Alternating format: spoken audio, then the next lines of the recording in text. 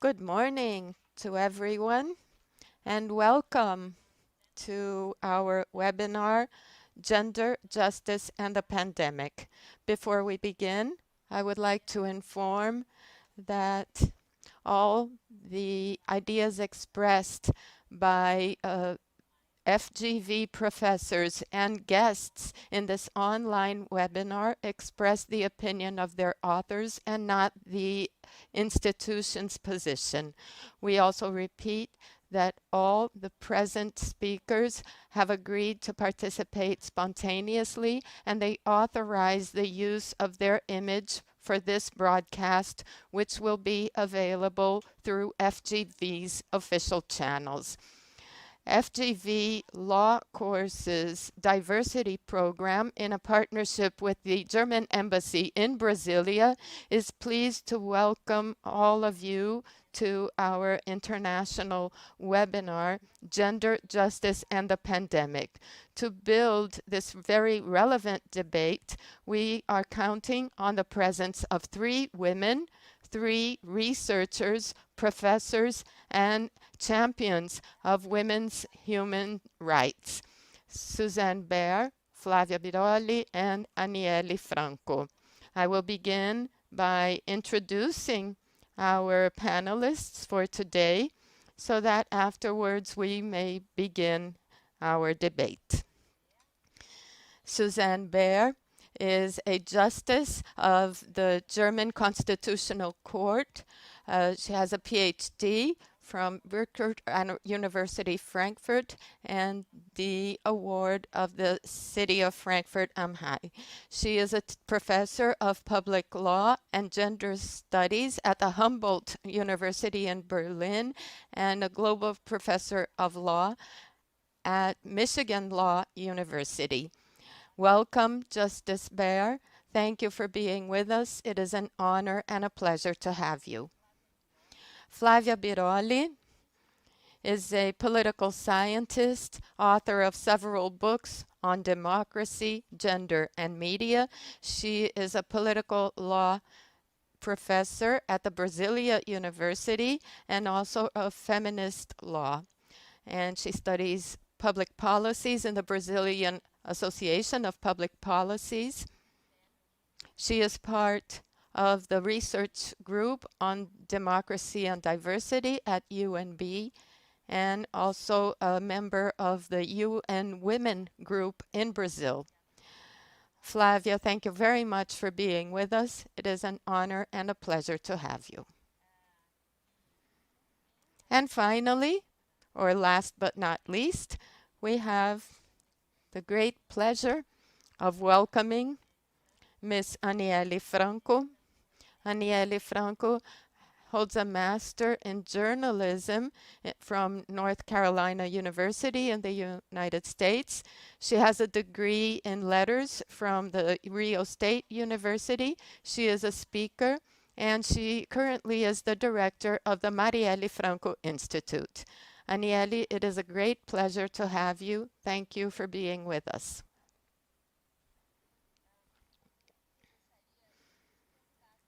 Now I would like to invite our public to participate in the debate that we will start now. You can type your questions on our chat and send them to the panel members. If you are on FGV's channel, please send your questions through the Slido platform. You have the link at the bottom of your screen. And for those who are on YouTube, questions may be asked through the platform's chat box. To begin our debate and open the panel on gender, justice, and the pandemic, I invite Your Honor, Justice Professor Susanne Baer. Thank you so much. It is an honor to be on this panel. I apologize that I don't speak Portuguese, so I have to try in English, which is also not my mother tongue, so I think we meet on third ground.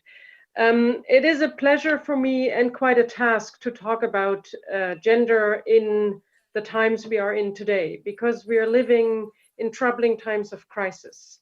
And what I would like to briefly comment on is what the particularly Corona crisis looks like from a gender perspective, taking into account the values and the challenges in democracy, the rule of law, and the protection of fundamental rights for all.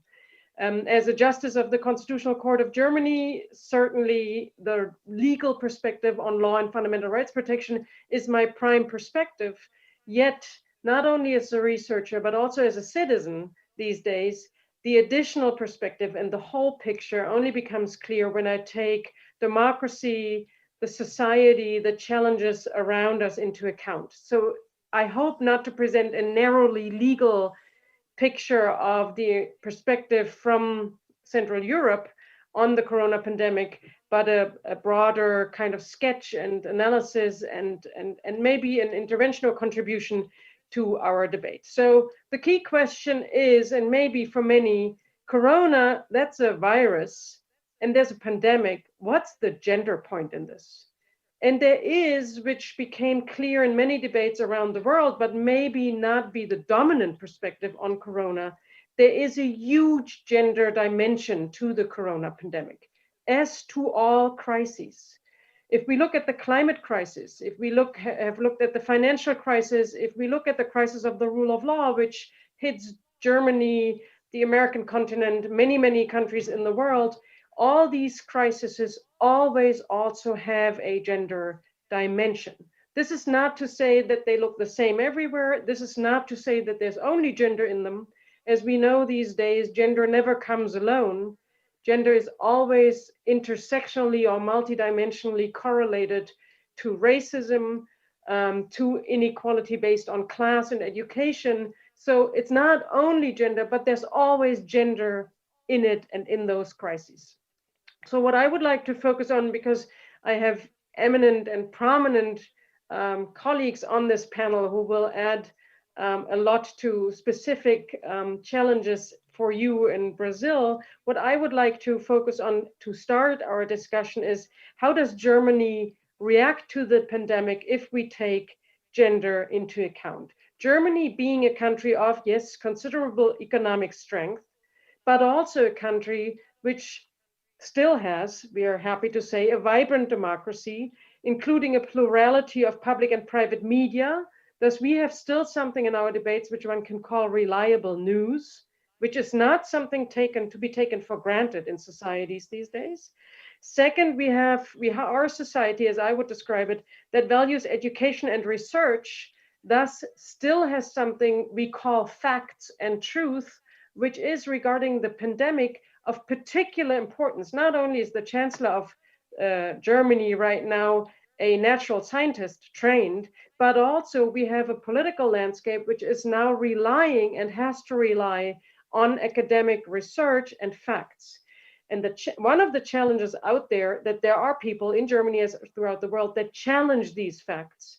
While I'm still happy to say that I live in a country, and I think the European Union is also part of this, that still thinks research is different than, assumptions and conspiracy theories, et cetera. So facts count.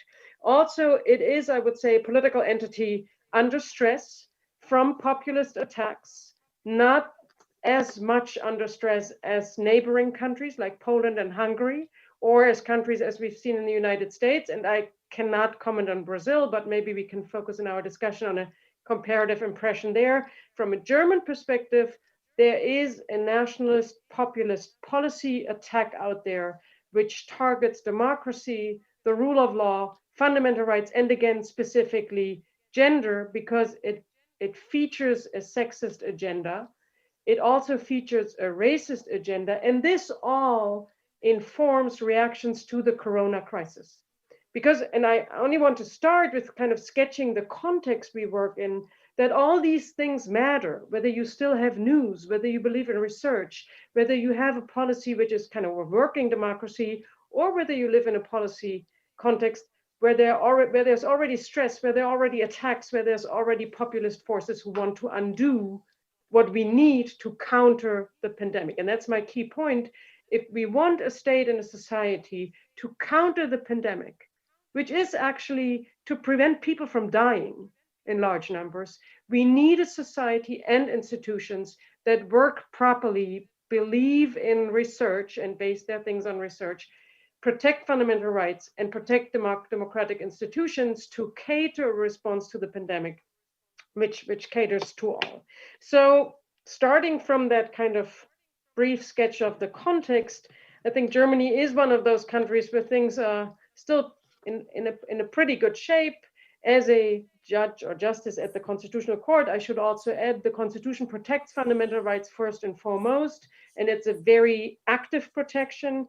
The court is also called upon during the pandemic to still take care that fundamental rights are not neglected, but using the pandemic as an excuse to become more oppressive. So we have a lot of cases on our desks, but then the problem, the response, and the options out there are maybe even more complicated. So I will very briefly take a look at the problem of the corona pandemic, including a gender perspective, the responses to that problem in a welfare state, in a vibrant democracy, in what I have just described, and the options out there. So corona, as said in the beginning, is a gender issue. And UN Women, for example, which runs organizations in all countries, and it's the United Nations organization, called it a crisis of women, even, to highlight the gender dimension of the problem. The virus takes a huge toll. We have 27 million cases and 900,000 deaths right now, counting, and we have more men than women directly affected by the virus and dying from the virus if you take the global empirical data.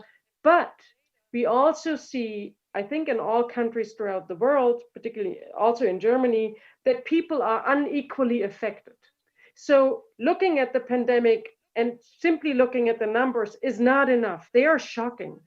But if we want to understand the pandemic and create a response which is a proper reaction, we have to look at the unequal burden it takes on people or calls upon people, the unequal distribution of the weight of the pandemic regarding different vulnerabilities. And vulnerability, or the likeliness to be harmed by the pandemic, I think is one of the important concepts to look at here. So namely, if I look at Germany, it's age, because older people are more swiftly affected by it, and it's poverty, social standing or class are a huge factor in the pandemic, and these inequalities deepen. But in addition to that, it's also gender. And that becomes clear if we not only look at the health situation in a narrow sense, but look at the social and economic effects of the pandemic. In Germany, the debate right from the beginning was interesting in that regard, because it was a new wave of attention paid to people who were formerly not taken as seriously as one should, which are the nurses. In the very beginning, in the reaction to the pandemic, it was very interesting to see that what was called the system relevant jobs, those who keep the system running, those who have to be the first to be protected, those who are most important in reacting to the pandemic, are the nurses. Which is interesting in that it was not the image of the male doctor, but it was the image of the female carer. So the nurses on the front line raised attention and recognition of a traditional female job, underpaid, under-recognized, undervalued, to the forefront.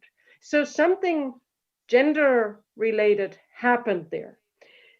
So we see that in our debate on reacting to the pandemic, women working on the front line and women being the lower paid, the higher risk of infection, the less protected, so a gendered dimension of the problem. We also see that the economic effects in the larger society hit the youngest people first, but then also the women. So it may be that the virus medically does not hit women as much as men, but the virus economically hits women way more than men in our society. When people lose jobs, which means losing income and the ability to support themselves, it happens unequally. The first to go from the market, from the job market, are people in precarious jobs. That is, people in the service providers that are locked down first. And these are service industries where women predominantly worked in the lower paid, untrained, short-term, precarious positions, and those are also the first to be laid off. So the first to pay the price of losing income, losing security, losing a job, losing a perspective have been and are in Europe at least the women. So the lower paid, the faster you lose your job, the more precarious, the less you are protected in reaction to the pandemic. In the United Kingdom, it was 7 times more likely for a young woman to lose a job than for a man. And in Germany, we have similar numbers. That's the economic kind of job security cost. In addition to that, there's another social cost of the dynamic, which is unequally distributed. Home office. Europe talks about home office. That's the new call. That's the new way we work. You look at me, I'm at home. But home for women was never a safe place. And home for women was also never the place to only kind of lay back on the couch and have leisure time, but it was the place where women worked. It's the double burden or triple burden women carry, and it was also the place of domestic violence, of threats to their safety, security, health, and life, them and their children at home. So this new call for the home office is a deeply gendered threat to the roles, equal distribution of burdens, and the security and protection from violence for women.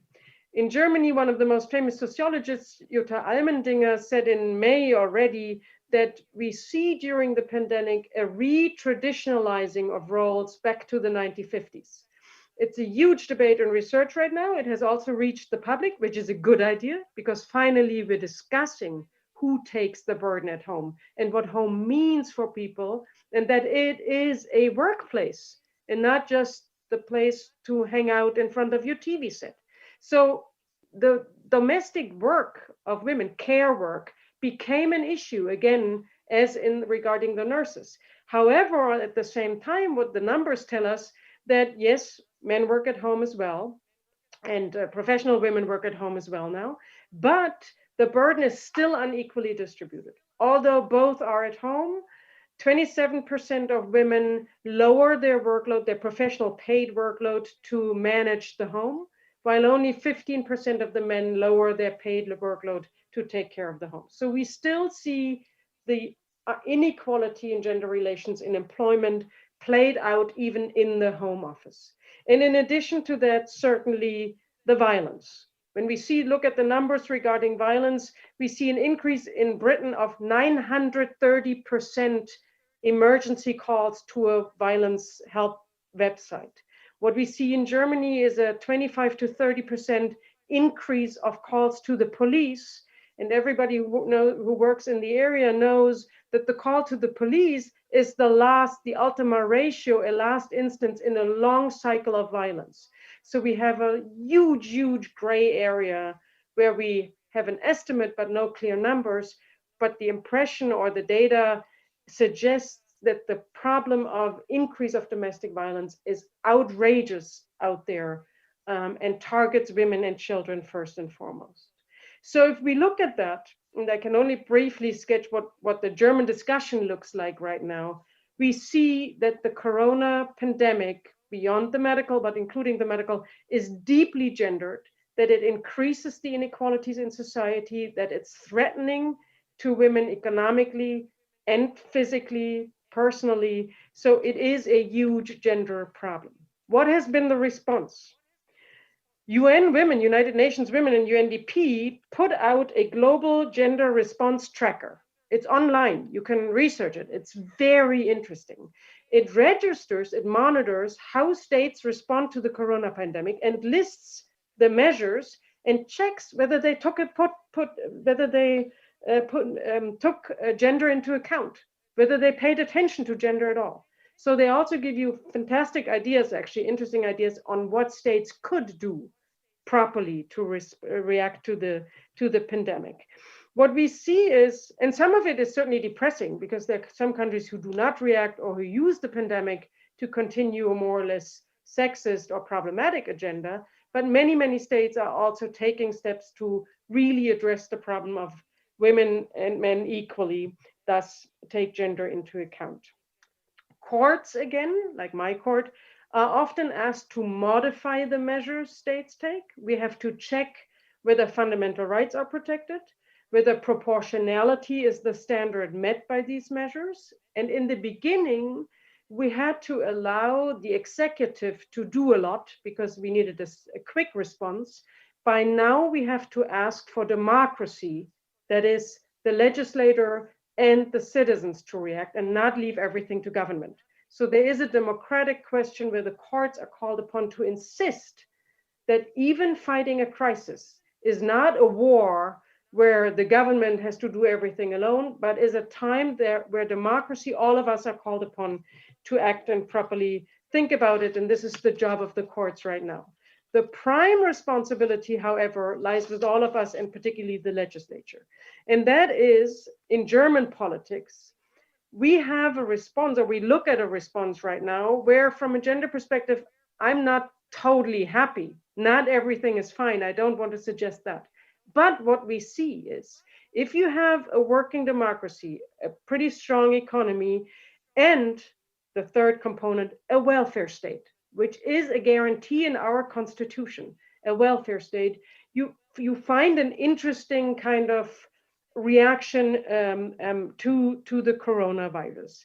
And one is that the reaction to the visibility and recognition of finally women's jobs as nurses and the labor at home was that applause seemed not to be enough.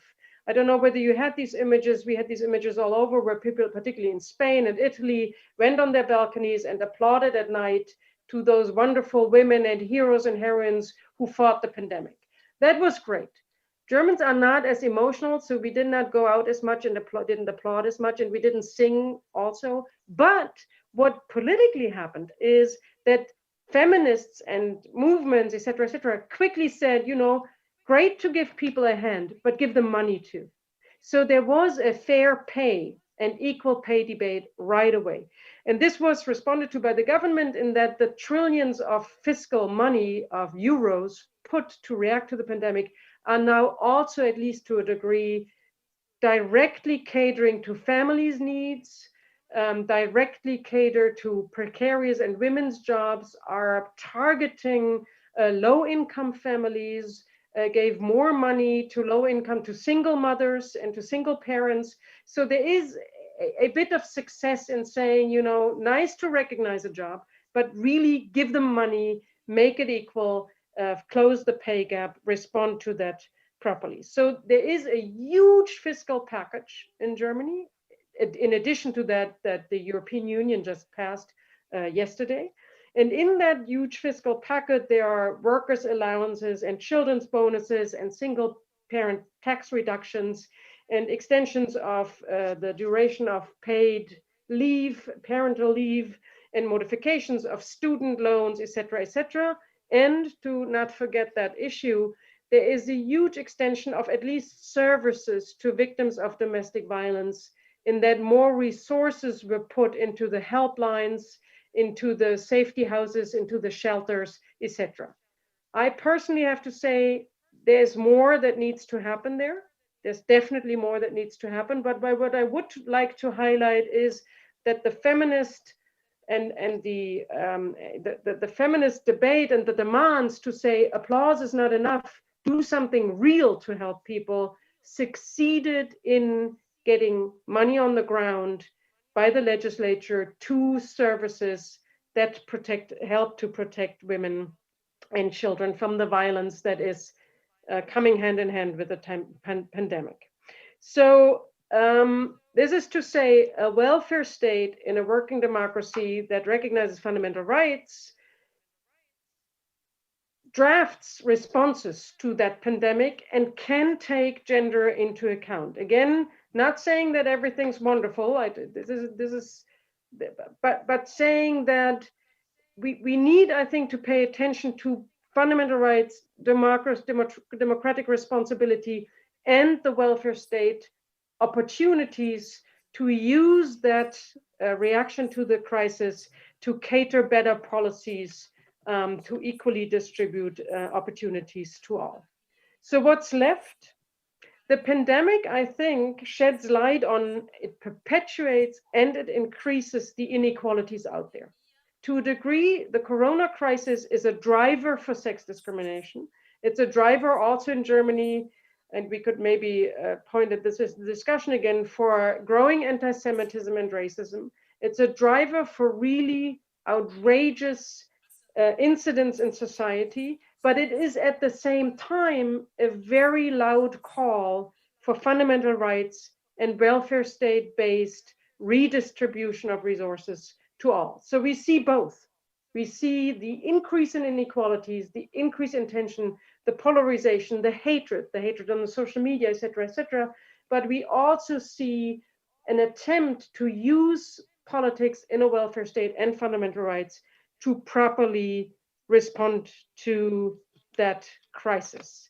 And I hope with these few introductory remarks, I opened the door to a broader discussion of this challenge. And I think I'll leave it at that for a quick start for our conversation. Thank you very much. Thank you so much. Muito obrigada. Thank you very much, Professor Susanne Baer, for your very important considerations and for the scenario that you have described to open our discussion today in a very rich manner. Now, I would like to give the floor to Ms. Anielle Franco. Good morning, everyone. Thank you very much for the invitation. It is an honor and a pleasure to be here with you today. I am Anielle Franco. Today, I am the director of the Marielle Franco Institute, and to bring a humble contribution to our debate, I will make a brief summary of why we are following this struggle in the Marielle Franco Institute, bringing our values and our beliefs. Marielle Franco, as most of you know, was a city council elected in 2016. She was my sister, and she was murdered in 2018 on the 14th of March. She was leaving a work that she had been developing for many months and which was very gratifying. The crime is still unsolved. Over 1,000 days of a life and a dream that was interrupted, and having received over 45,000 votes for the city council. And whenever we are invited to speak about anything that reflects my life and also hers, I begin by asking for empathy, because we never know what other people are going through. So if you do not have empathy for anybody, this is unfortunately what happens in our country, this lack of empathy. And based on our suffering, we created the Marielle Franco Institute. And today I will begin to describe it for you. My mother and I created this institute inspired to empower Black women. Her slogan as a city council was a woman from a community which gains the world, conquers the world, beginning by the university, which is not very typical for Black poor women in Brazil. And we want to remove Black women from this situation. Today we seek equality through Marielle's memory. Our human values are of the utmost importance, and this is why we are in the Institute, not only to defend her memory and what she represented, so many struggles, but also to continue to spread out her legacy and to add it to all those women who call themselves Marielli seeds, to multiply what she has started. This topic today is very strongly connected to my personal history, my family, and Marielle. Her struggle was to implement public policies. We know that women in Brazil have been the most impacted in the pandemic. Usually, these women are responsible for their households, and we have an enormous, very high rate of imprisonment in Brazil, the highest population of prisoners, and the highest rate of murders of young black men, men who are removed from their homes, and therefore the women have to be responsible for the household. And this has been forcing some public policies in our country.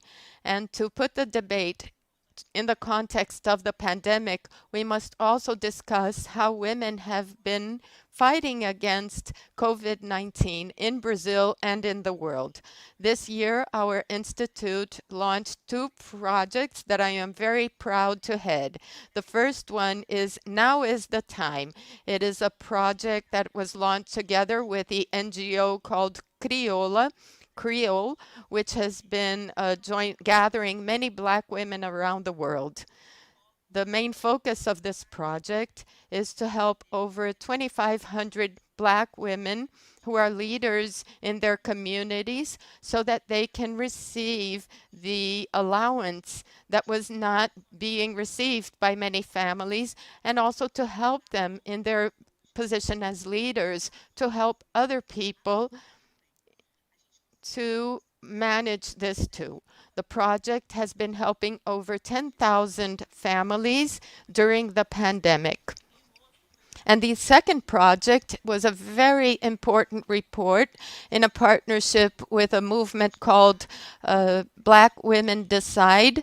It is focused mainly in the state of Rio, and it is made up of young black women who have been trying to help other black women in a vulnerable situation. And the name of the project is Where Are We Going? And the report shows that black women are also showing the direction to the future with their resources of resistance to make up for the absence of the state that is killing us day after day. With the start of the pandemic, we have an even larger number of murders in Brazil. They start with the scrapping of the public system, the public health system, and also to impacting basic sanitation, jobs, income. And this has been going on for centuries.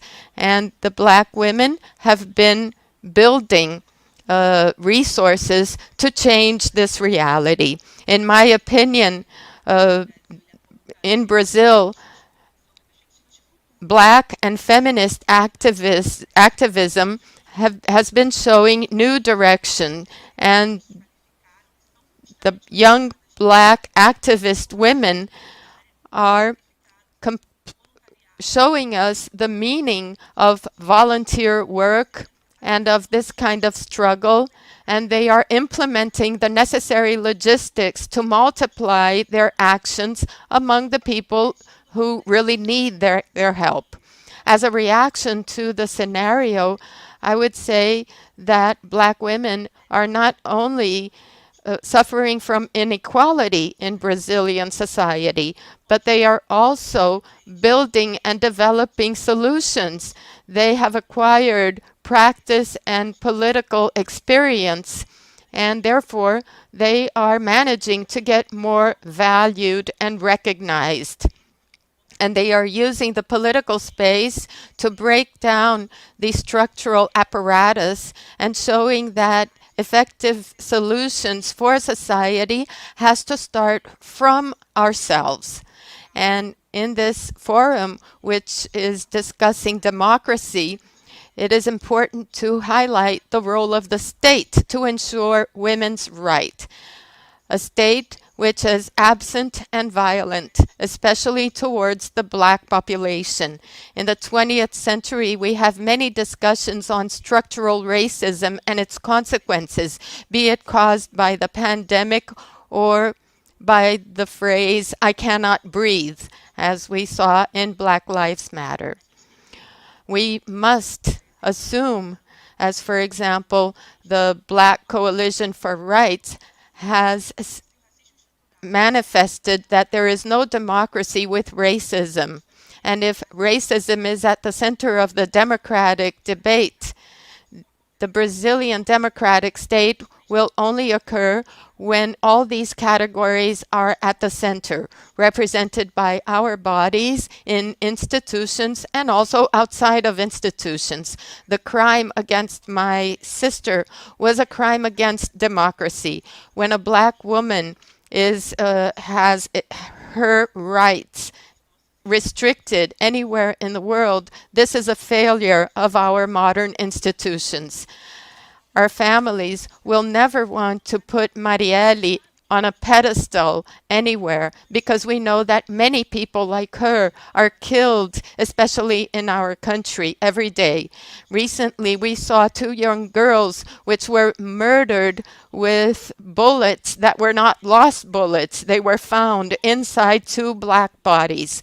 So either we will be able to build this together, holding hands, and not only with black or white or transgender or LGBT women, but or else we will not be able to build this change. Thank you. Anielle, thank you for your very important comments, which are very powerful. It is always a pleasure to hear you speak and your description of what happened to Marielle. We know that we hear it repeatedly, but it is always very impacting. And this is a story that really needs to be narrated and repeated. Thank you very much, and thank you for the work you are doing. I would now like to give the floor to Professor Flávia Biroli. Flávia. Thank you very much, Ligia. Good morning, good afternoon to all those who are with us from other places. It is a pleasure to be here and to hear Ms. Baer and Ms. Franco. And before I start my contribution, I would like to say that 1,000 days without answers, 1,000 days without Marielle Franco need to be repeated as a central policy need. And as Lisa said, the seriousness of this situation brings a lot of pain and suffering to those who were so strongly impacted by this crime and by all crimes that are practiced against the black population in Brazil every single day. And therefore, with that, I will start some comments which I hope do contribute to this debate, which has been made so interesting by your comments. I would like to begin with to make a connection between COVID-19, its unequal impacts in the case of Brazil, and how gender relations are connected to the COVID-19 event, and with the way that the Brazilian government has approached the pandemic and its impact on health and the economy. I begin by mentioning a concept that was described by a theoretician from Germany, Isabel Laurie, that has been helping us to think about this situation since the beginning. I am referring to a book. The title is The State of Insecurity, in which she distinguishes three forms of precariousness in our lives. So the first form of precariousness responds or refers to human precariousness, what we share as human beings in our precarious, fragile existence. And it also refers to something that is very important in the gender debate, which has been highlighted by COVID, which is the need for care and assistance that all of us has at a certain point, and the need to care for others, and how this refers to the social aspect. So it's human frailness. The second is the precariousness that changes according to patterns of dominance. In this case, what we have is a dimension of precariousness that shows us how this human frailness that we all share can mean different things according to our social position, especially in societies that are so unequal, and also according to structural standards and patterns. What seems to me important in Isabel Laurie is the third notion of precariousness that she describes, which is precariousness as a form of government, referring to policies that increase insecurity, and at the same time they are based exactly on the high levels of insecurity experienced by the people. So these are policies that function by removing guarantees and rendering existence uncertain. And they mobilize these insecurities as a manner of supporting authoritarian policies. If we think about the relationship between these three dimensions, on the one hand, we touch upon something that has been discussed here, which is the fact that our frailty in terms of health and insecurity facing COVID-19 is experienced according to our possibility of having care when we need it, of having health care when we need it, of being isolated in a house with some kind of protection and comfort, in fact, and this refers to the economic aspect. So what kind of house do we have, or can we be isolated in a comfortable house, and what this house means for the women?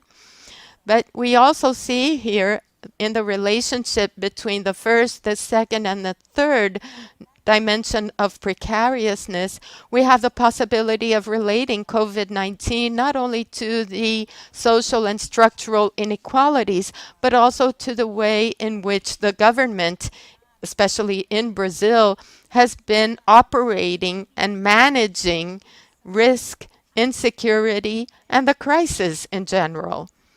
How are policies for life and for death being presented in this moment when myself and other colleagues in Brazil and in the world see as an erosion of democracy in different parts of the world, and more specifically in Brazil? Very well. When we look at the data in the Brazilian case, what do we see?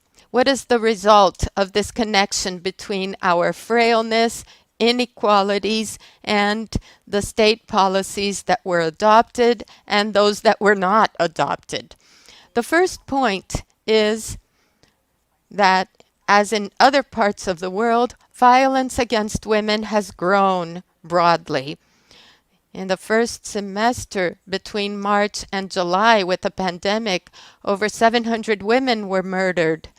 We also had a raise in the number of murders of women, in the number of calls to help and emergency services, but the records of violence have dropped.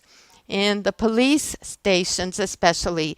This data come from the Brazilian Public Safety Forum and showing that the attempts to look for protection have grown. But at the same time, women have found it harder and harder to record these aggressions. Also, access to preconception and to legal abortion has been restricted. In the world, Brazil is the country that has the greatest percentage of deaths of pregnant women from COVID-19. This also shows that there has not been proper care, not only for the victims of violence, which has resulted in the greater number of women murdered, but also smaller access to care during pregnancy, as well as to preconception and legal abortion. In Brazil, the black population suffers more than the white population. The deaths among the blacks are higher than among the whites. The standard victim of COVID-19 in Brazil is the poor black man. But as Professor Susanne Baer has mentioned, although this victim, in terms of health and lethal impacts of COVID, is predominantly a man in other parts of the world, the women are the ones who suffered most from the economic impacts. In Brazil, the unemployment rate is 14.4%, very high. Among women, it is 17%. The rates of informality have reached 38%, and they are also greater among women.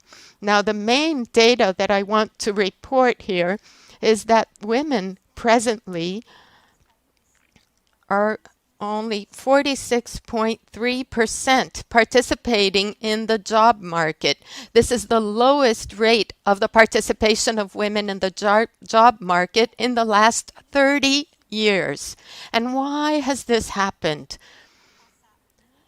I will now very briefly discuss answers and lack of answers on the part of the Brazilian government to give you an idea of how the pandemic finds in human frailness, according to inequality in Brazil, and the perspective in which the state, and I'm very sad to say this, but also very certain to say this, that the Brazilian government has assumed a policy of death that openly operates by selecting and letting live or letting die. And it assumes inequalities as a norm, as a standard. And it also banalizes violence. And this continued during the pandemic. I will now operate with some elements linked to public policies, decisions from our constitutional court, and speeches made by our president, because this will help us to understand COVID-19 in Brazil and its impacts. Well, among many things that President Bolsonaro has said during the pandemic are, so what? Am I a man who works in a cemetery to deal with so many deaths? Recently, in also mentioning gender, he says Brazil should stop being a country of sissies. He also states continuously that liberty is to refuse or reject the collective, and that care is something that is up to each and every person. He also said, for example, that each family should take care of their own elders, that the grandchildren should take care of their grandparents. What has been done, what has not been said, and what has been said very strongly which reflects how we have been experiencing the pandemic in Brazil. So beginning with what has been done. After a lot of resistance, the emergency allowance payments were approved by the national parliament. This has been, in fact, a very important element to provide support to those who are more vulnerable to the health and economic crisis. And remembering that this allowance initially was $120, and now it is equivalent to $60, and it will stop in December. And the allowance has covered 40% of Brazilian households. And this proves the situation of precariousness of our population and how badly they need such a small allowance. And this has been a trigger to something that we must also say here, which is at a certain point in time, a greater approval of the Bolsonaro administration. But now this approval is again dropping. COVID-19 found Brazil in a context of restrictions of social rights, labor rights, and also under a very strict law that was constitutionalized. This is a rare case in the world, and it establishes a ceiling for expenditures in health, among other areas, which I understand as areas that involve people's fundamental rights. There was a rejection also, or a refusal on the part of the federal government to assume a political leadership. And there were conflicts with the state governors with regards to the measures to be taken during the serious situation of restriction of rights. I also want to bring in another element, which was the fact that our federal Supreme Court was mobilized because the government launched a decree or an executive or a provisional measure to prevent mayors from closing shops and from forcing the population to wear masks. It was measure number 6341, which was approved by the Constitutional Court, giving to states, cities, and the union. And this shows that it was necessary to resort to the Constitutional Court to guarantee governors and mayors' right to establish such protective measures. As for the nurses, as Professor Baer mentioned, there was a moment in which these political disputes were so strong in Brazil that nurses got together and demonstrated before the government's palace, and they were attacked by supporters of President Bolsonaro. I also would like to mention that Parliament, after that, approved indemnity payments to health workers who were working in the pandemic, who had to be taken away or who lost their lives. But President Bolsonaro vetoed totally the bill to pay such indemnity. And this was already in August, when the pandemic was quite acute. Another element: Brazil is one of the only countries in the world that kept its schools closed without a national general orientation or guidance with regards to reopening schools. Brazilian schools have spent the whole year of 2020 outside of schools. I will not discuss how complex it is to reopen schools for these families for these children, but I do mention that this has enormous gender implications because women went back to work with the sexual division of labor in the country. We know that they are the group that is most responsible for caring for the children. But with the schools closed, there was no discussion, no debate whatsoever in Brazil about what it meant for parents and especially for working mothers to keep the schools closed. And the last element I want to mention is that in a country where health has become increasingly a private good, although we do have the SUS, which is the public health system, which is quite good as a basis for COVID. So these austerity measures had to be relaxed, but there is a central element to understand the political irresponsibility. 7 million tests are about to expire, and they are keeping in stock by the health ministry without being used. Almost 5 million were used, so 50% basically of the tests that were available.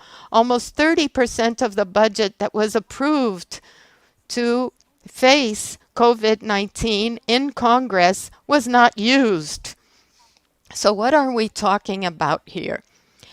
And I will conclude now with only one final and brief comment, which is in this matching and crossing of the situation, and I see this authoritarian management of life and death, we find economic and health elements, but we also find an ultra conservatism that is the hallmark of the Brazilian government and which places at the core of the discussion on rights protection to families, but refuses as a role of the government refuses the role of the government to provide measures to protect these families effectively.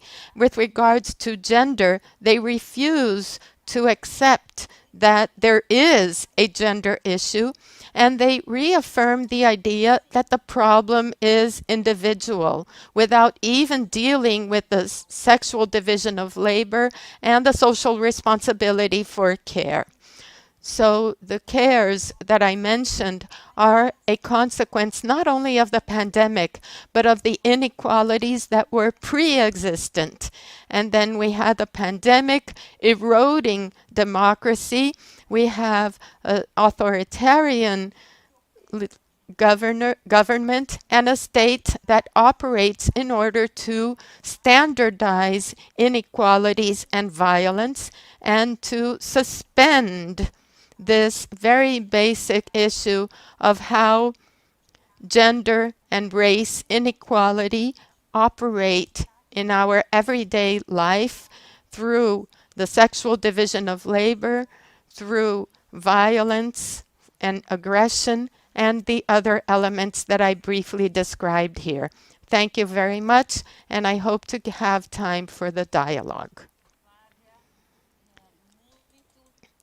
Flávia, thank you very much for your very important comments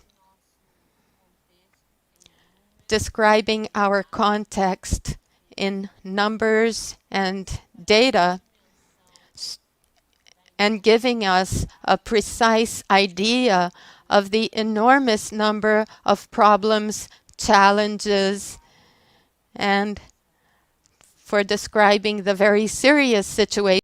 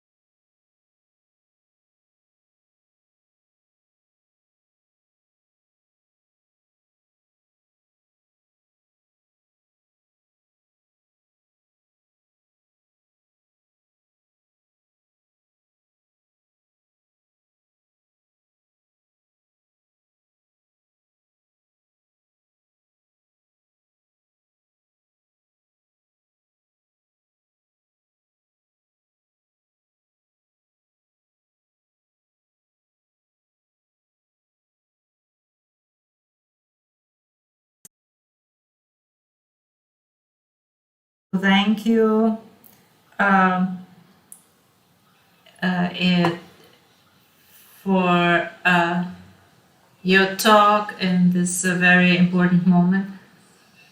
I already said when we met, I had the opportunity to know Marielle, your sister, in an event, in a debate in Rio.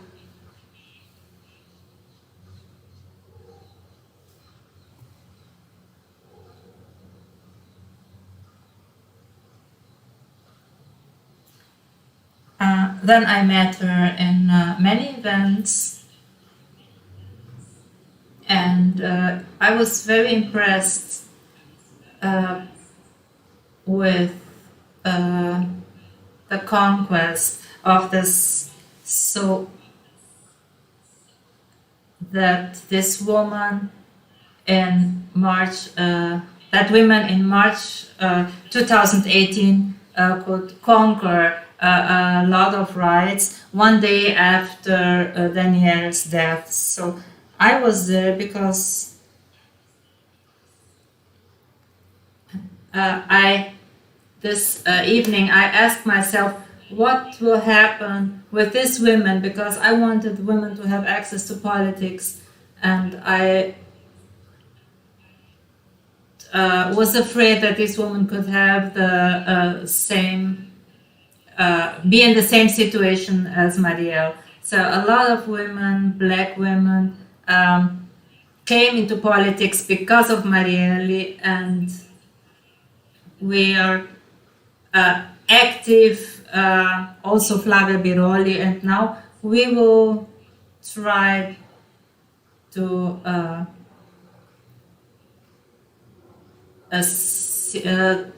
give safety to women that are in politics and they want to argument. So I believe that the price is high. Sometimes they need to pay with their own life. And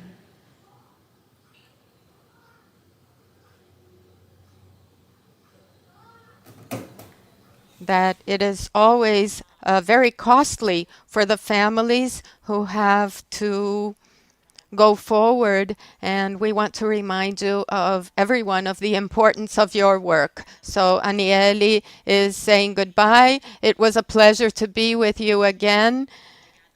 Thank you, Flavia, for your contribution. Thank you, Susanne. And I will say goodbye by thanking again for the invitation and also inviting you to add to our efforts at the Institute. We are present in all social media, and we are always open for dialogue. I believe very strongly that we will only change our situation through dialogue. And people who are aggressive towards us only because we are of Marielli's family. I want them to join our debate also. We are caring for the black women who have been elected for political positions in these last elections and who have been suffering attacks. And once again, I say goodbye, and I will gladly accept any other invitations. And now I have a class to give.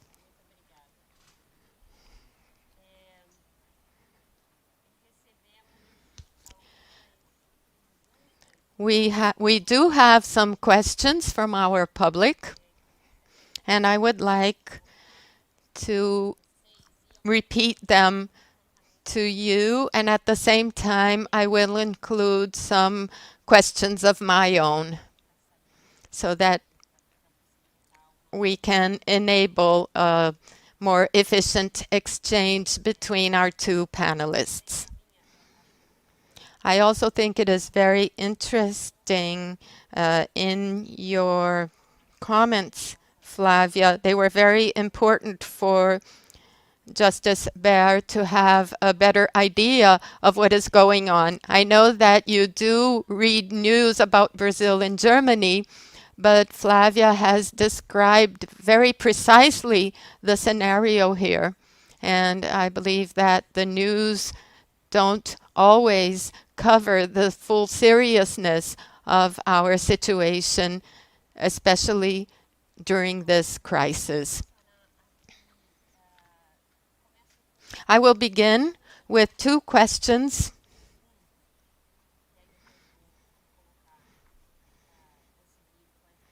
and then I will follow with some more. The first question was from Carla Diaz. I would like to hear from the panelists their perception about the post-pandemic scenario for women. The second question is unidentified. They want to hear, I would like to hear about the situation of the damages caused by the policies that are clearly against collective safety. The questions were asked to both speakers. Maybe Flavia would begin, or Susanne? Susanne would like to start. Okay. You are muted. Yeah. I wanted to point to Flavia, but whatever, I'll start and you jump in. And first of all, I want to say that the discussion, I think, is tremendous in the analytical frame it allows us to use to understand the crisis. Because if I listen properly to Ariel and to you, Flavia, what I hear is that the absence of state and the absence of democratic responsibility is a key problem, and it exposes the deeper logic of governments that restrain from taking up the responsibility to be there for all, to work for the commons, to really adhere to fundamental rights, because that was the great promise. No one left behind, dignity for each and every one, liberty not as saying no to the whole thing, but liberty as entrenched in our social being together and kind of bound together in a society. So I think that is tremendously important. And thus the second question regarding the responsibility of the state and public agents poses not only that political question on the table, amounting to what you, I think, impressively, but also shockingly described as a politics of death and a politics of privileging some to have the option to survive and leaving others to the risk of whatever. And so that is a very clear and also shocking analysis, which we have to engage to understand this. So regarding that lack, the absence of politics, the absence of responsibility poses not only, but also poses a constitutional question, which is very complicated and discussed throughout the world, which is basically in Anglo-American contexts, the question of whether fundamental rights and all these promises of these constitutions and human rights treaties only limit state action. That's the usual. There's a state action requirement, and that you need the image was always, ooh, that dangerous state, the Leviathan from Thomas Hobbes, that bad coalition of forces in those governments. That's the danger. By now, we live in different times.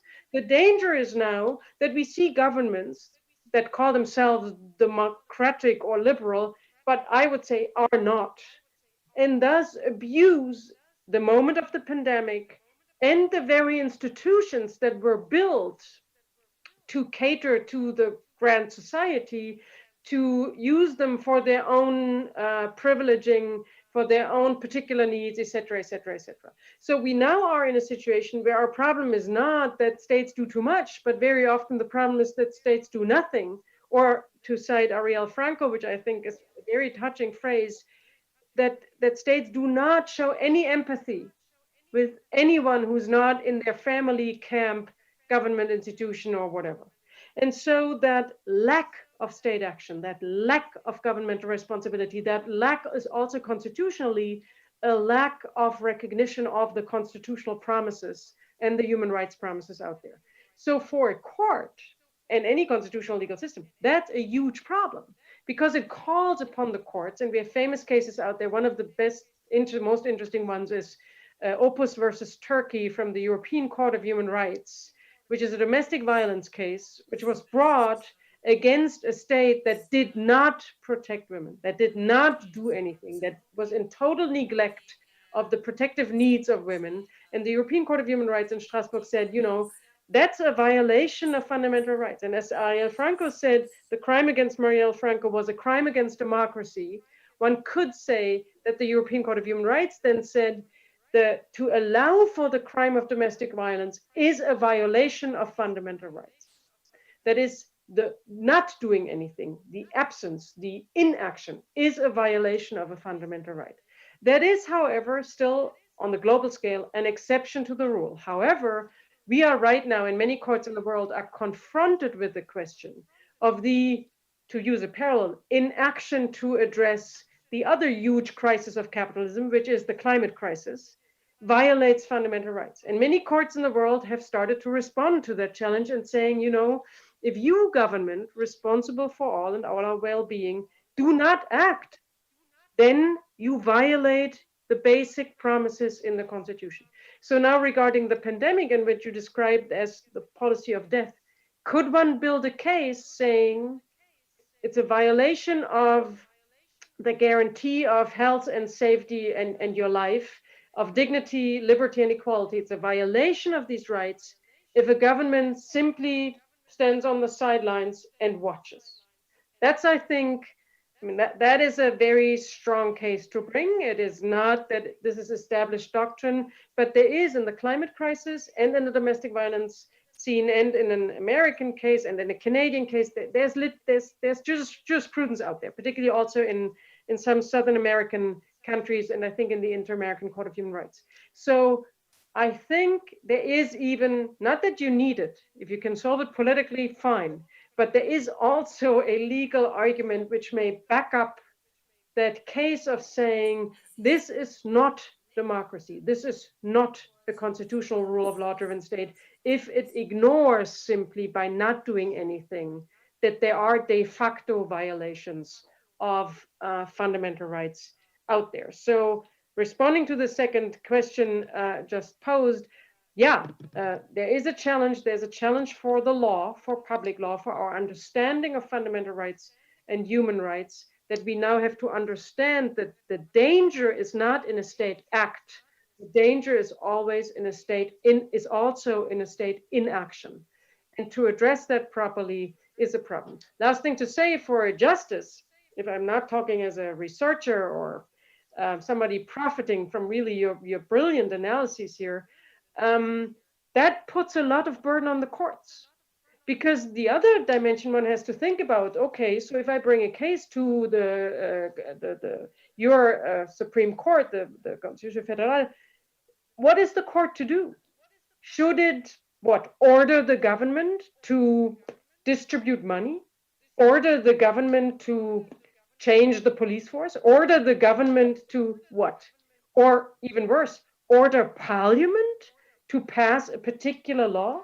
That runs counter all our democratic intuitions. However, it may well be that in the 21st century, courts are one of the actors. There's society, there's NGOs, there's a lot of actors. It's not only courts, but one of the actors who have to make that calling on people in power to deliver what they are charged with, which is taking responsibility for the well-being of society and not standing back and simply watching in what you described. I would also want to say that Isabel Loray's work, who's a dear friend of mine, has been written and conceived before the pandemic. It was a reaction to the threats of violence in the war of terror, which poses similar questions. But I think it's brilliant that you apply this concept to what we live in, and it's brilliant you worked with Ariel Franco's, at least when I listened to this, because we're looking at a crucial moment in time where something is exposed we may not have seen as clearly before. And it's exposed in a brutal way, in people being killed or in people being letting out there to die. And I think that it's a strong call to action, dialogue to say the least, but maybe also legal action, political action for sure.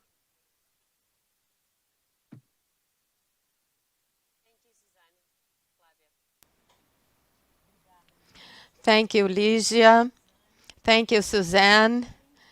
I really appreciated your reaction to my comments and to Anielle. Ligia had told me before that this would be a great dialogue, and I am enjoying greatly hearing you. I agree with you, and speaking from the perspective of political science and not only based on possibilities of the different courts, I do agree that there is an issue related to how we will reflect upon the relationship between state and fundamental rights. This is something that already existed, as you mentioned yourself.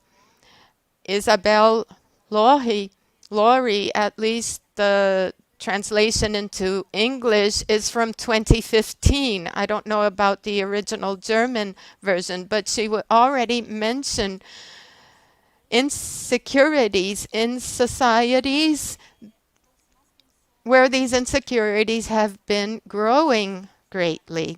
So her perception about labor rights and about how the reduction of these rights has become a factor for insecurity for people's daily life.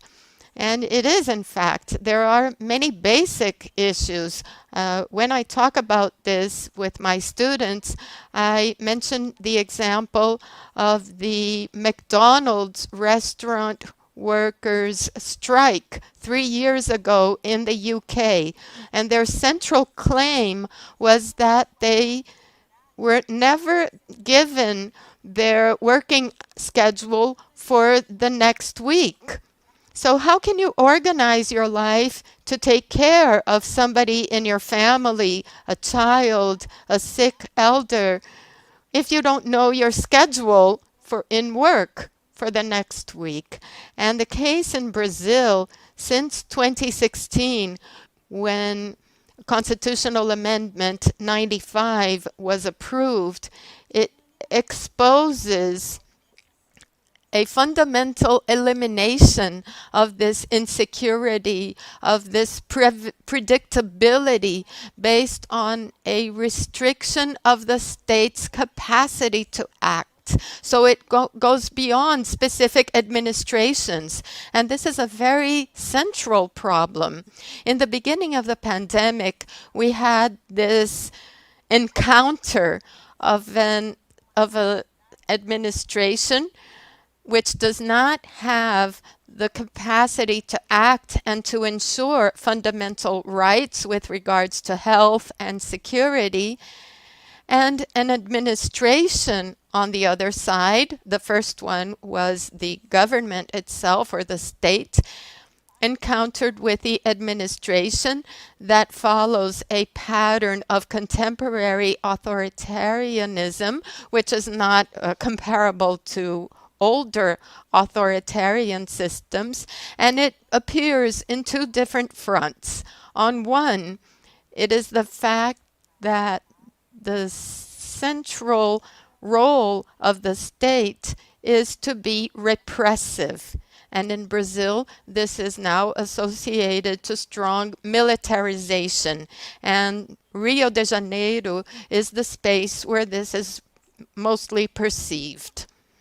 Now, this is even more complicated when we think about militarization, and I won't even go into that because we have a territorial occupation of criminals, the so-called militia and paramilitary organizations, as we see happening also in the African continent. And on the other point, which is the responsibility of the state and a refusal to act in any way. So this makes up politics as a politics of irresponsibility, and therefore it is a politics of death, because it takes on a repressive action. It activates the repressive machine of the state, and it refuses to act within a context of very high insecurity and in a context in which previous inequalities and lack of justice have grown stronger.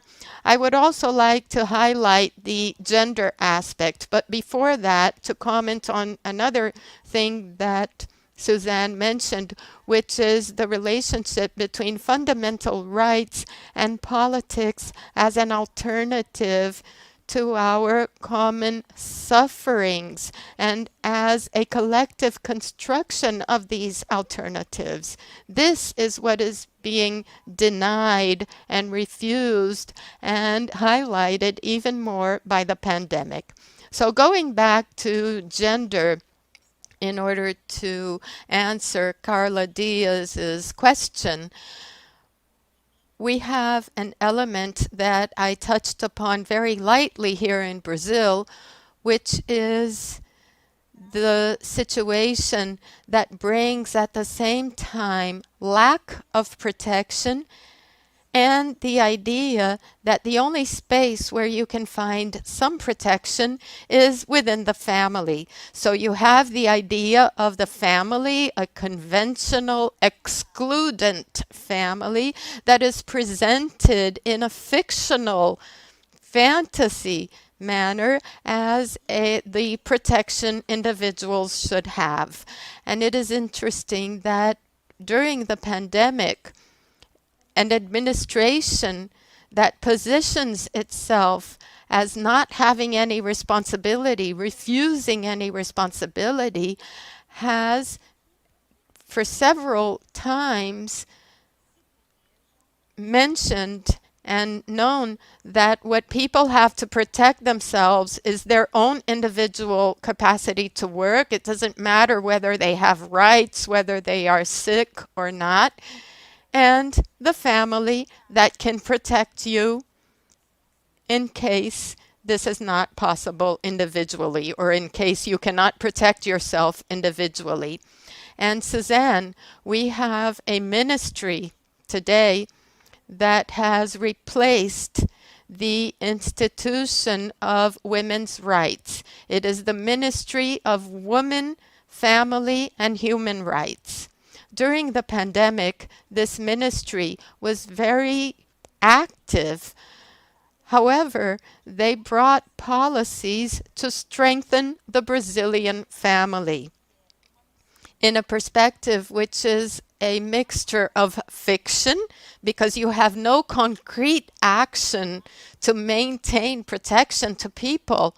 So it is a mixture of fiction and a project. And this project is to bring down the responsibility of the state and to increase the responsibility of the family, saying that the family must be functional and that it must establish the moral order and the economic order.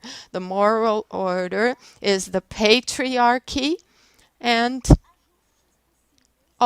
any possible adjustments so that protection of people can be started from within the family. And that also includes the economic protection because the state refuses such protection. So I will stop here. I believe I was excited by Suzanne's comments and I went on, but I do imagine we have other questions to answer. So thank you very much. Thank you, Flávia. Your dialogue has been raising even more questions. So I will use my power as a moderator and select some questions and also ask some questions of my own that also include questions that are made from our public. So thinking about what you said, Flávia, about the treatment or the classification of the Brazilian state as a state of inaction and of privatizing the tasks and responsibilities that were traditionally of the state, and treating care as a policy and removing any responsibility from the state, it occurs to me that we must also reflect upon whether what some people call unliberal policies, whether they would also be connected to a certain model of liberalism, that is, the total absence of the state and placing responsibility of managing an increasingly precarious life on the hands of individuals and private segments. And the only solidarity that is possible is family solidarity, and that all possibilities are anchored on women's labor. So I think this is very relevant because in Brazil, we have been witnessing a great increase of this bringing down of the state apparatus, which, by the way, is included as a fundamental right in our Constitution to provide a minimum level of well-being. This is in our Constitution. And so to refer to the classification that you mentioned from Laurie's work,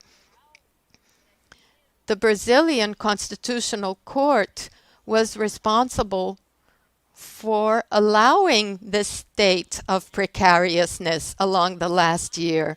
So on the one hand, the court has been protecting individual rights for LGBTs, for example, but on the other hand, it is eliminating the social guarantees. So I am referring to the outsourcing of activities. I refer to the discussion that is going on in the Supreme Court about intermittent labor, where you could consider the Uberization, or rather people who have to be permanently on call and ready to be called for any kind of job or service for very low pay and without any form of guarantee, and which impacts women more strongly. So I was thinking about Flavia's comments, and then I have this question about the case for the Inter-American Court of Human Rights. I believe we do have a case, Susanne, but our difficulty now is that the court does not have the necessary enforcement mechanisms. And we are facing a government and administration that gives its back to all the international institutions that ensure human rights, such as the United Nations and the Inter-American Human Rights Court. And very explicitly so, they say that human rights are for criminals or come from criminals, and therefore they oppose themselves explicitly to any human rights mechanisms. And finally, I ask myself whether in the state's feminist policy, whether we build the state as a masculine, or if we are experiencing a hyper masculinization of the state in Brazil at the cost of women. So these are some considerations and comments that I would like to bring to your debate. And here I will include a question from Mariana Borges. I will ask Flavia to answer this question, and then I have another one for Susanne. Is it possible to say that the coronavirus crisis is a crisis of capitalism, considering the rush for vaccines in many countries and the inequalities that have been highlighted, as the speakers mentioned? How do the speakers see the role and importance of feminism for those that is anti-capitalistic, anti-internationalism, to build a new normal? that is, Mariana was also referring to Miss Baer. So I read this question, Flávia will answer, and then we will have the next ones. Quer que eu comece? Okay, I will begin. Thank you, Ligia, for your comments. Thank you, Mariana, who asked the question. Ligia, I will answer Mariana's question, and that will help me to touch upon some of the points you mentioned in your own comments. So, Mariana, there are many manners, but there are two main manners to make a connection between the COVID crisis and the capitalism crisis. On the one hand, you have the relationship between the pandemic, the environment, and forms of occupation of the soil and use of natural resources around the globe and also locally. So this pandemic, it shows very openly the mistakes in use and occupation of the soil and of natural resources. And it also brings up an emergency, which we already knew was an emergency, but now we have the collective responsibility over the environment and climate change. Obviously, I am not very knowledgeable of medicine and biology, but I read obsessively about this and about pandemics during the first few months of the pandemic. And from what I understand from my readings, it is very clear that we do have very deep issues for which we have to be politically responsible globally so that mankind does not pass from one pandemic to the next, because it seems like the time between pandemics can become shorter with the very predatory occupation and degradation of our planet, which is being sped up. But in countries like Brazil, the pandemic meets other pandemics. We had dengue fever, we had Zika fever. It is still impacting Brazilian women, especially in the poorer regions of the world. And COVID-19 came to add to these two pandemics. This is a warning about how capitalism functions. We have the local difficulties, and you have globally also these predatory forms of occupation which directly impact people. Now, with regards to feminism for 99%, that will lead me to a point, and then I will give the floor to Susanne. This is not a response or a solution. It is simply a problem that concerns me greatly, which is the following. We know that there is an issue that presents itself to the globe with regards to how financial capitalism organizes itself and captures the capacity of nation states, because it imposes goals and budget concerns. This happens around the planet, and the reactions in the case of feminism have shown us that they are transnational in character, and they are very important for us to be able to resist and to criticize this global manner of standardizing violence and inequalities, just to put it briefly. So what my concern is that people's suffering occurs at the local level, and this has been shown clearly by the pandemic. It is in the local level and in our everyday life. And we have a kind of capitalism. Well, capitalism always impacted the whole globe, but in the last decades, nation states have become hostage to rationales that are not local.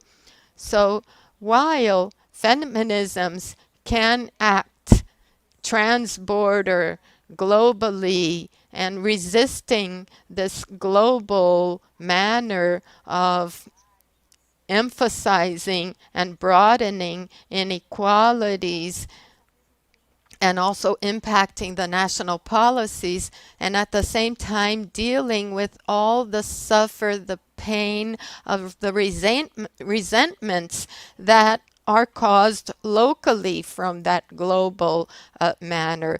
We see that this happens in countries like Brazil's. There is a growing resentment on how people are suffering every day, and the state is simply a space for repression and corruption, but not for action. I'm sorry I went on too long, but I would like to connect this to our last elections. Recently, we had elections for the local governments, the city governments, and I was very happy to see something that I had been waiting for many years. And this has to do with something with Marielli's legacy, which is that we had more young black women as candidates and who act upon the local agenda, such as violence against blacks and against women, but which also have a very clear idea of social justice with regards to the role of the state and their critique of capitalism as a predatory system that destroys our possibility of having a better life, the environment, but also the state and its reach, both locally and nationally. So I have mixed up a series of things, but it seems that we do face a challenge, in fact. We have the global issue, how capitalism works, and this is related to the environment and how the pandemics function.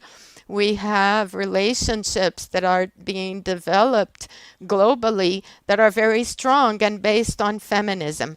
And then we have the local level where we have to find political alternatives, but where the state has a very low capacity, and these resentments that feed into authoritarian policies.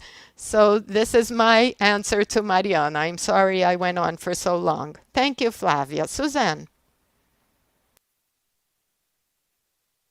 Your microphone is off. My microphone is now on.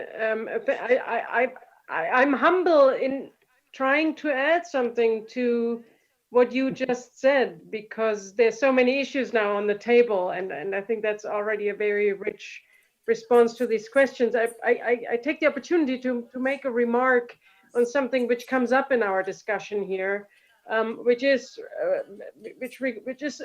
the role of the state in all its ambivalence. And I just want to remind us that for the longest time, critical analyses of the law and the state, including feminist ones, including anti-racist and post-colonial work, have highlighted not only that the state may be repressive and a problem and authoritarian and militarized, etc., but that it is indeed highly ambivalent, always, because it is a site and a source of power that can be used either way. And the pandemic very much shows this to us, that nothing there can be taken for granted. Somebody says democracy and in fact means something entirely else. What Ligia said, somebody called something still liberal, which I do not think deserves the name even. So we are again and again and again in an intense discussion and see the necessity to put that all on the table again and to clarify what we mean when we say, this is a democratic state and this is part of the global family of states. So the ambivalence of all these institutions, I think, is very very important regarding the law. There has been Carol Smart, and a British sociologist, who always warned movements to resist the siren call of the law, because your ship will then end up in the cliffs and sink if you listen to the siren call of the law. And I think for me as a lawyer and a judge now, that's an important one. And I think there's a siren call of the state as well, which says, you need it. You cannot leave it in somebody else's hand. You cannot ignore it. But at the same time, you have to be really careful how close you get, what you ask of it, and how you design it properly. So I think what we're discussing right now is proper design for a future that that balances action and inaction to leave enough room for people in all their diversity to move and to survive and to live in. And I think we're revisiting a classic here. But what the questions from the audience also tell me, that the moment of this pandemic exposes the price to pay when we misunderstand something or are naive about the ambivalence of state and law. The price is really high and will be paid by the weakest segments in society, which are the poor, the racialized minorities, and women. And so I think this exposure at this moment in time is a call on all of us to react. There was a second point regarding the courts. What do you expect of the courts? And I'm very interested in following your analysis of also your own Supreme Court, the Tribunal Federal, and other courts' role in this. As a sitting justice, I would say that the role of courts is a tricky one. We are the safety belt, but not the main player. We only respond to questions and never drive them.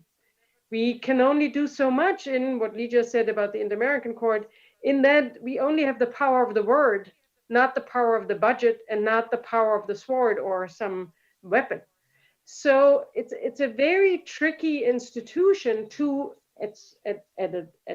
certainly safeguard the very basics of all our polities, yet at the same time be very limited in its scope of activity and its opportunity to respond, also being coded as law, which always means you have the answer yes or no, and not the creativity of the political process, makes them quite tricky actors, let's put it that way, which also means that courts will never, ever replace the political work out there.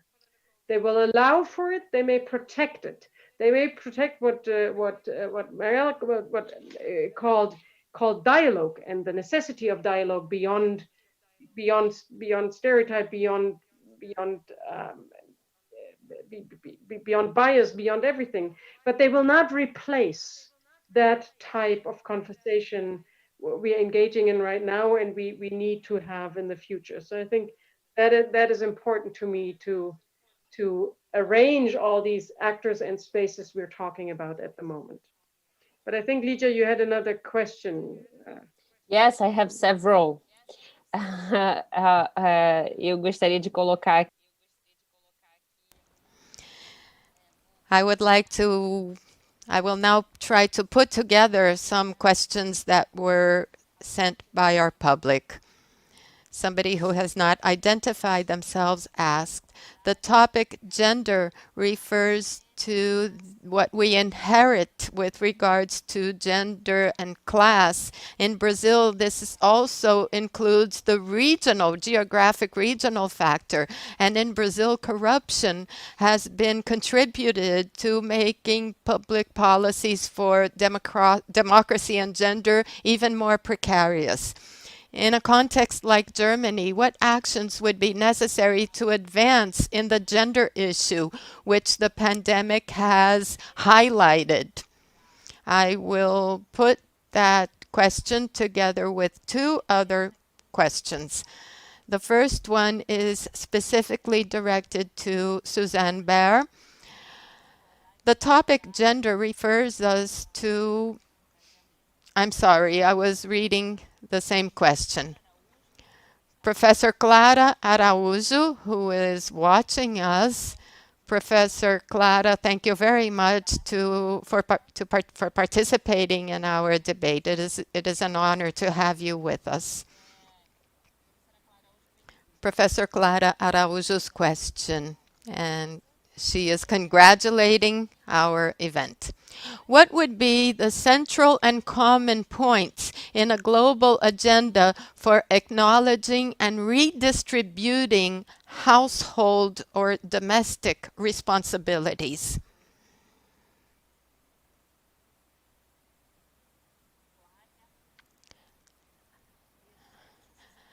I would say Susanne can start. Yes, Because Ms. I would Baer. very much like to leave the final words on that summary to Flavia Biroli, because I think she's way more capable of drawing or giving us a perspective on that agenda. But let me try to start.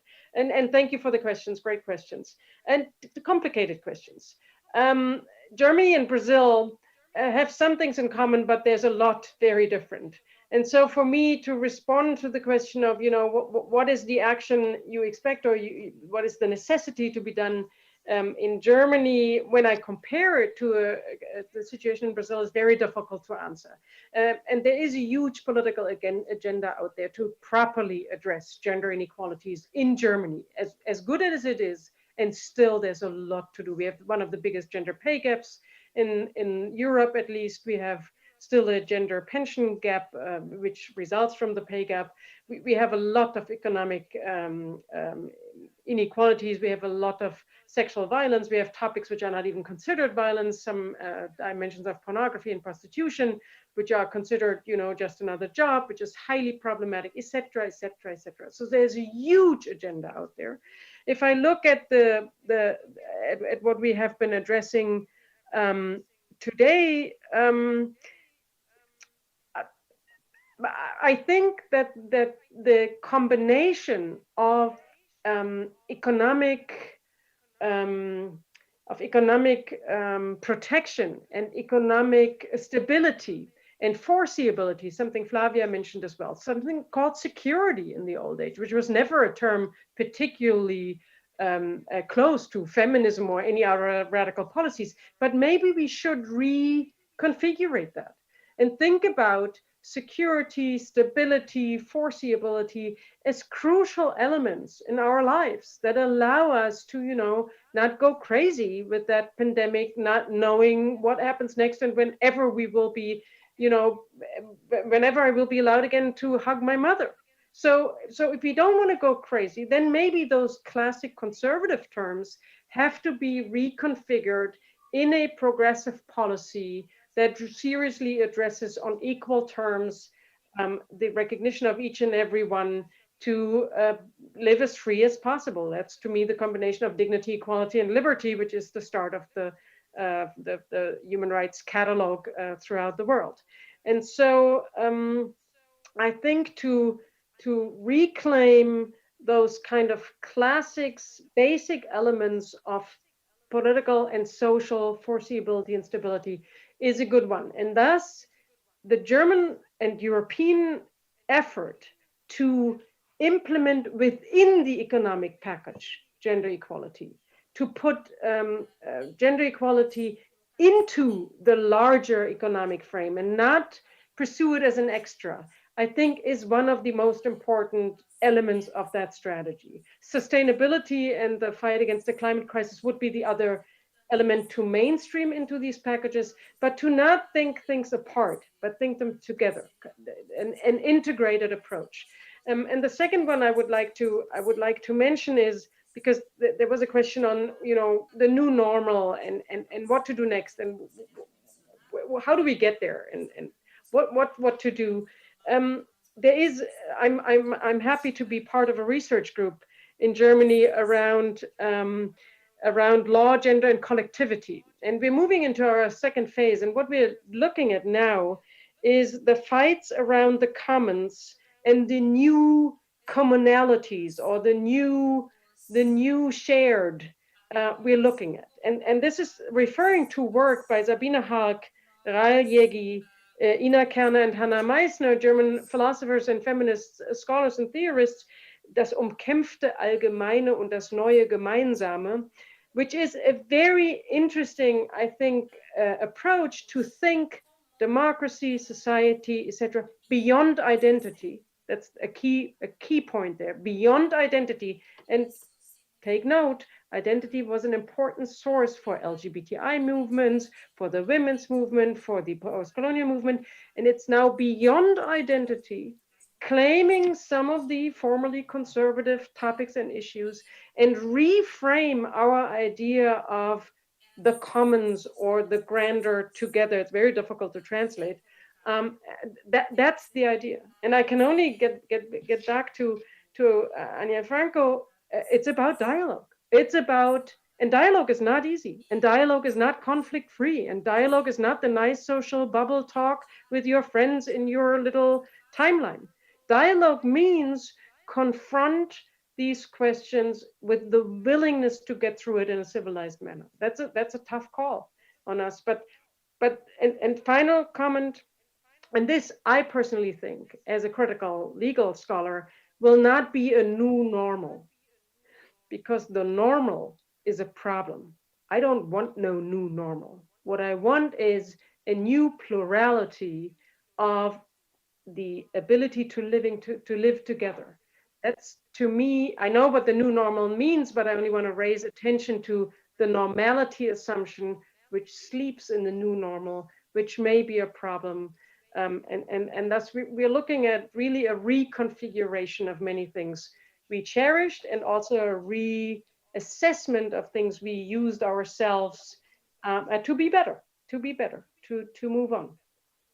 Thank you. Thank you, Susanne.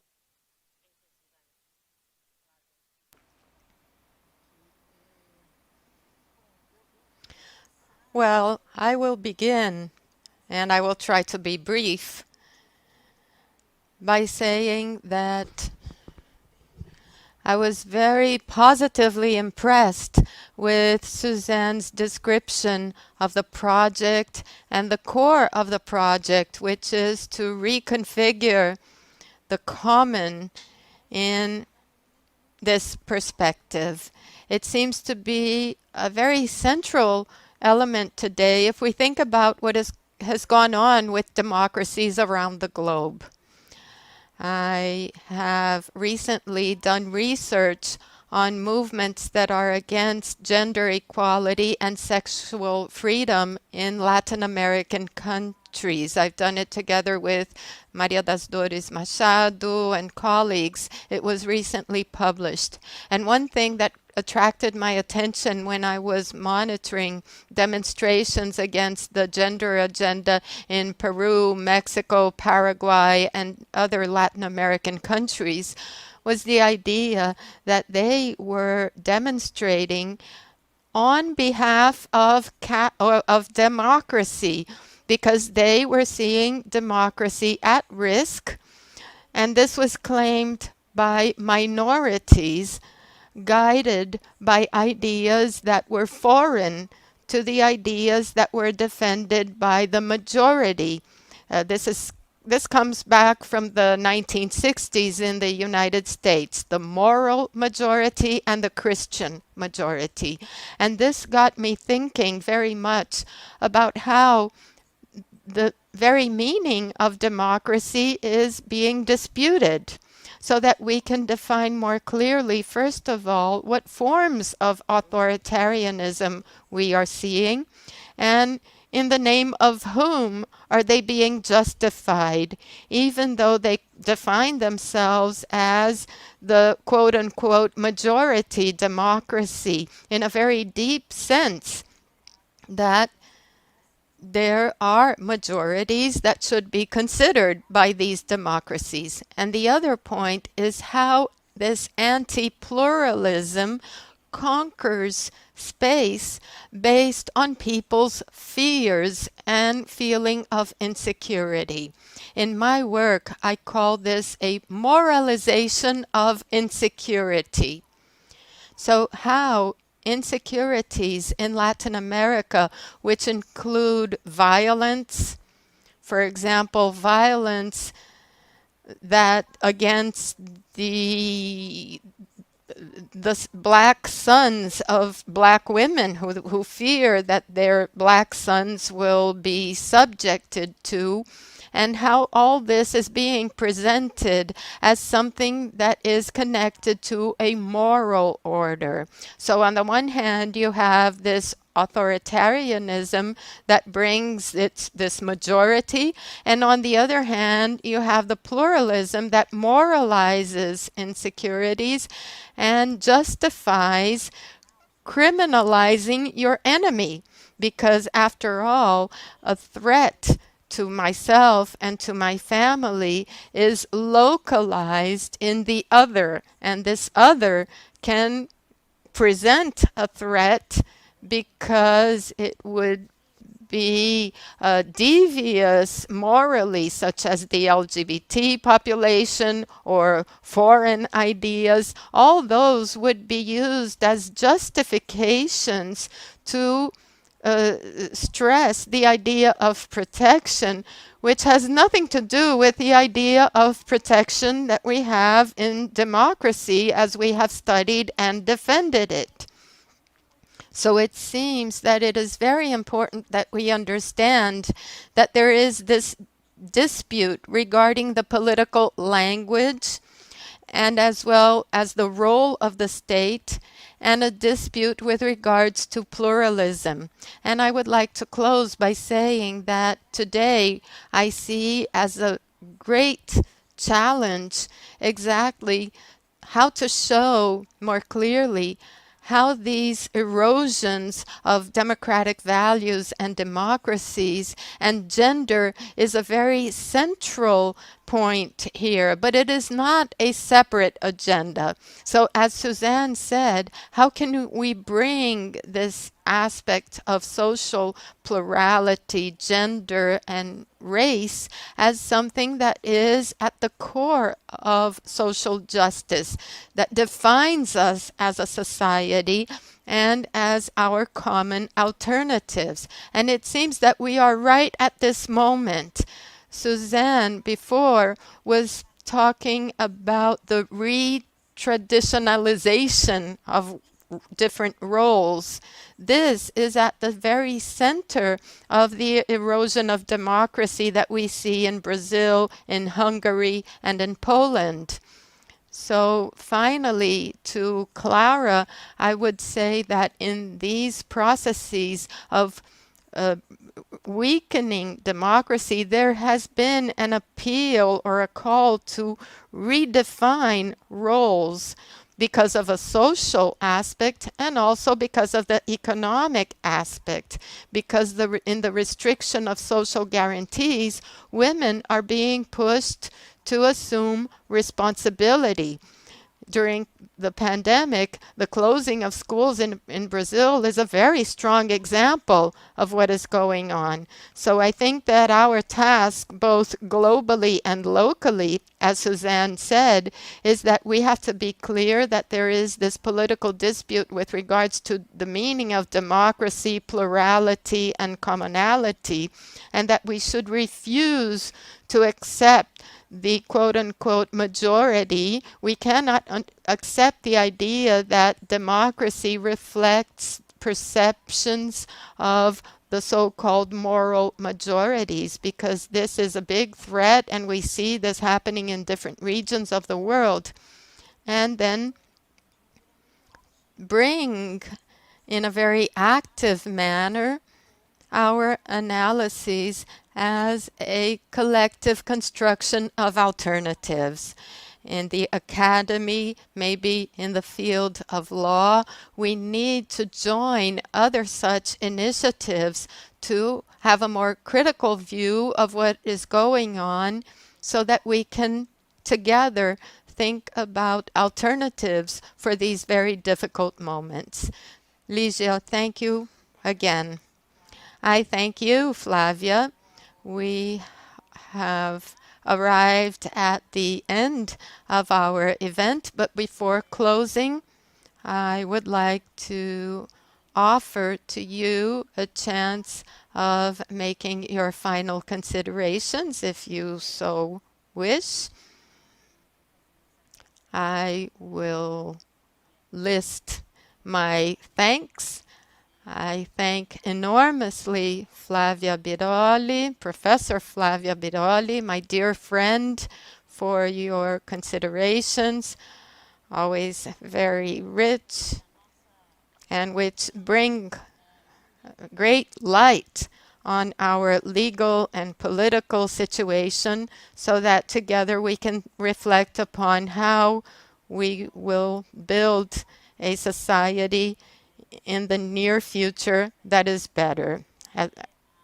I also want to thank my teacher, my guidance counselor, Susanne Baer, for her presence, for her time, for being available, for bringing her ideas, always so brilliant and clarifying, and which also bring and raise new questions for us to reflect upon, which is very important. So thank you both. I also want to thank Anielle Franco, who was with us in the beginning of the panel, for her trajectory, for her family's struggle, also for a fairer society for all of us. I also thank the team at the diversity program of Fundação Getúlio Vargas. Without them, we would never have these events. Natalia Pazzetti, Gabriela Caruso, who are helping us with the questions in this event. I also thank the German embassy in Brasilia and the German consulate in Rio de Janeiro for their partnership and dedication to organize this event today. Thank you, Michael Westland. Thank you, Eva Plum. Leia Plum, I'm sorry. I also want to thank the communications team at FGV, Ana Cristina Couto, Nicole Furtado, Cristal, the CoLab team, our interpreters, and the public who has been with us, sending questions. Thank you all. So do our speakers have any final comments? And then we will close our panel. Very, very rich exchange. And I also thank the German embassy to supporting that, but I also thank you, Lydia, to creating this space. And I really wish there will be more such conversations because we're looking at complicated questions and we need better answers. Thank you. Eu também I too, Lydia, would like to thank you once more. To me, it was a very rich dialogue and a great pleasure. I learned very much. Thank you. Thanks to FGV. Thanks to the German embassy. It was a pleasure to be able to dialogue with Susanne and Anielle. And I also hope that we have new opportunities in the near future to go on reflecting about all these challenges we are facing.